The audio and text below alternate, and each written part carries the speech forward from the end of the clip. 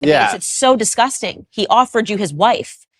It is pretty disgusting. And it's also pretty misogynistic because he didn't ask her. He offered her. I felt sorry for her, so I was very measured with my conversation with them because I felt sorry for her. I could tell she was nervous. She was swinging on the chair back and forth. She didn't want to be there. She felt extremely nervous. And I think that only a coward would berate a very nervous, very scared woman, even if she did something which I personally disagree with, even if I think Adam is personally, he doesn't align with my morals, because she was so nervous and because she was so almost afraid she looked. Andrew Tate totally wrecks ADAM22 for being a degenerate cuck in this interview with Candace Owens, as Andrew Tate reacts to ADAM22 attempting to cuck himself out to Andrew Tate with his own wife, and Andrew Tate destroys this cuck, exposing the degeneracy that Candace Owens now says is literally everywhere. Let's get in. And speaking to boys, like younger boys, I think one of the things that they're really suffering from, I get tons of responses rather unexpectedly whenever I talk about the topic of pornography on my show. And it's one of those things that, again, if you found Candace 10 years ago and you asked me about pornography, and by the way, this was actually implanted into my head from a health school, like from health education, where they would say pornography is healthy, people should watch pornography, people should engage in pornography, it's okay if you're in a relationship for you to watch pornography. And then I had a huge wake-up call when I spoke to Tim Ballard, he runs Operation Underground. And then I realized how closely pornography is related to human sex trafficking. Real sex trafficking, not TikTok sex accounts. Trafficking. And yeah, we should talk about that because they are kind of stretching the definition of sex trafficking. In your case, I've taken a look at it.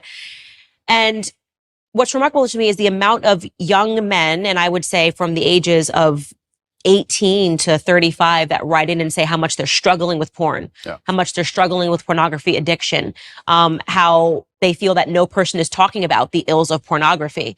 And so I just watched this clip of you this morning sitting next to ADAM22. You were ever interested in doing your first ever double penetration scene that me and Lena, I mean, I don't want to speak for you, but I feel like, yo, dude, would he be a suitable candidate? Andrew Tate, can I tap him in? I don't know. No. He looks built. Oh, yeah, can I fill in real quick, Andrew? You're out, Aiden. We canceled you. You're not in this conversation anymore. Fair enough. Go ahead, Andrew. Would you, Andrew? Would you double penetrate her, bro? Would you do that, Andrew? Go ahead. Finish the answer. All popped together. Is that chill? There's absolutely 0% chance of that happening. And it's not because Elena is particularly unattractive. It's because she's married to Adam, and I have no interest in degenerate, pointless sex, and I have no interest in making a spectacle of myself or even just involving myself in anything which I deem to be overall haram and pointless. That's just not something I'd be interested in. There's not a single amount of money on the planet you could pay me to undertake. So you were very polite. I'm not going to be so polite. I thought he was an absolute degenerate. And I mean that the idea of having a woman making the vows that you make in marriage and literally offering her body as he did to you was a form of degeneracy. And you were being very nice and measured. And I think that for that moment, that was the best thing that you possibly could have done because she looked quite vulnerable. Lena, I think is her name. But how do you reconcile that now, right? You're in a circumstance like this. You're being polite. You did say I'm uncomfortable. You did say that I would never do this. And I think that was really important for you to say. But you're not the same person. I mean, how did you? Even reflecting on it. It's so disgusting. He offered you his wife. It is pretty disgusting, and it's also pretty misogynistic because he didn't ask her. He offered her. I felt sorry for her, so I was very measured with my conversation with them because I felt sorry for her. I could tell she was nervous. She was swinging on the chair back and forth. She didn't want to be there. She felt extremely nervous, and I think that only a coward would berate a very nervous, very scared woman, even if she did something which I personally disagree with, even if I think Adam is personally, he doesn't align with my morals, because she was so nervous and because she was so almost afraid she looked. And I think she expected me to go at her hard. So I just felt sorry doing it. I just didn't, I couldn't find, maybe I'm getting soft in my old age, but I think she knows what I think, and I think she knows what the world thinks. And I think if I go at her too hard, it's just going to break her. And I don't really like the idea of her, turning off the camera and bawling her eyes out. I think that God will teach her the lessons she needs to learn from her experience, both positive and negative. And I think that's God's job to do and not necessarily mine. But yeah, it was certainly uncomfortable, and it shows how degenerate the world is becoming. And pornography as a whole is simply just, I think it's an effect. I think it's a tool which is used to ensure that the male populace stays as docile as possible. I don't think that any of the things that are happening to the male population are accidental. I think that keeping us as docile as possible is very interesting for the people who are in charge of the world, because we're the warrior class. At the end of the day, it's going to boil down to the men who are going to stand up and actually do something about anything at some point in time. So I think they like the idea of us being docile. And I mean, how much more docile can you get than a man sitting there looking at a screen, not even want to reproduce for real because he's just staring at a screen? And I think that's just the next stage in the slave mind. And Andrew Tate is 100% spitting facts right now. I don't think it's any surprise that we've seen the rise of adult content and the explosion of it everywhere, along with feminism, because first generation feminism wasn't about this. This was not what female empowerment, was supposed to be. And now at third generation feminism, it is warped into, I can do whatever I want with no consequences and completely use my sexuality in any way I want. And you don't get to shame me anymore. I don't think it's any surprise, because the larger that feminism has grown, this has exploded everywhere to where now, look, you see it on the Whatever podcast. All of these girls are mainstream. It's every day. It's not the back alley behind the building anymore. It's right out in front of everyone. It's right in the palm of your hand. And yes, I think men are just absolutely becoming addicted to this stuff, especially at a young age, because as soon as they get a phone, somehow, some way, they can find it. So, I mean, kids who are 10, 12, so early, they're getting exposed to this stuff, and it's absolutely wrecking their brains, and they don't know how to handle it. And at the same time, women are behaving in a completely different way, and there's no matchup. There's no relationship between the sexes. It's simply women using her sexuality and men to consume the content, basically. And I would tell anyone, get away from it.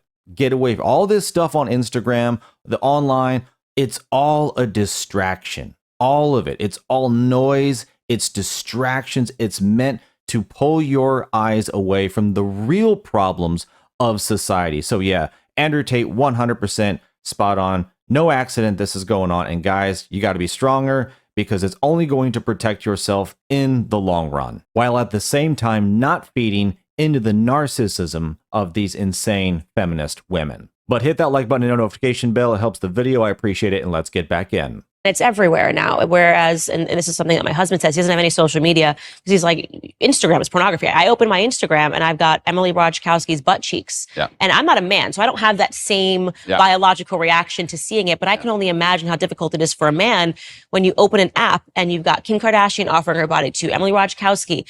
Even if you're walking down the street, I've realized even how desensitized I've become to pornography, because you see an ad for Gucci and for whatever reason, she's got to be completely naked while she's holding the bag. I remember in my lifetime, there were music videos that got censored or banned or can only be played after 10 or 11 at night. And if you watch them now, you'd be like, what? For what? What is that? A bikini? Like, it's nothing. It's amazing how quickly it has degenerated. And yeah, absolutely. And we're all degenerating with it. Like I've realized the fact that I don't have a reaction to seeing the half-naked woman holding a Gucci bag means that I have been desensitized to pornography. And I can only imagine what that does to men. Oh, completely. And but this is what the powers that be want. They want to make sure that the male populace is as docile as possible. And they do that with a large array of weapons. And they do that with a web of tools. And I believe that I'm the counter to that, which is the reason I ended up attacked in the first place. But unfortunately, when you buy into the slave mind programming, you not become the kind of man who can easily attract a woman, because you're not attractive to females as a whole. So how do you satisfy yourself? You end up sitting there staring at a screen, and they convince you that's a good life to live as a man, and that's perfectly fine and perfectly normal. And you don't even get to genetically reproduce. I do also, though, and I want to make this clear, I do believe in absolute and utter self-accountability as a man. I think as a man, everything that happens to you is your fault. Me going to jail was my fault. Me being attacked online was my fault. If all these bad things that happened to me, I will take responsibility for, even if I believe they were unfair or unjust. And I think that any man who's going to sit there and say, I'm struggling, he also needs to wake up and understand that if you're going to truly struggle to not click on a website, then you're going to deserve the terrible life you're going to live.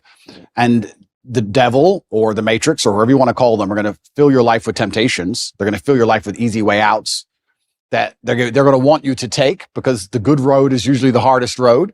And if you're going to continue to fall for them, then you're going to have to suffer the consequences of that. Candace Owens did bring up a good point in that basically most everyone at some point or another, or some level, is desensitized to all this. It's everywhere. It's on every sign. It's in your phone. It's on your ad. It's absolutely everywhere. As Andrew Tate pointed out, used to way back in the day, yeah, that actually was a thing. Like only the bad stuff was late at night, only for adults, so kids couldn't watch it. It was always centered around not letting kids consume the content. That's strictly for adults. Now there's really hardly any separation. I mean, barely really with the cell phone. It's right at your fingertips. And like Andrew Tate mentioned, look, guys, if you can't click on a screen, if you can't click on a button, I don't know what to tell you. You're choosing to tap that button. You're going to get what's on the other side if you choose to do that. And that's the only way to start taking control of your life, is actually saying no to things. No, I'm not going to consume this. No, I'm not going to click on this. No, I'm not going to watch this.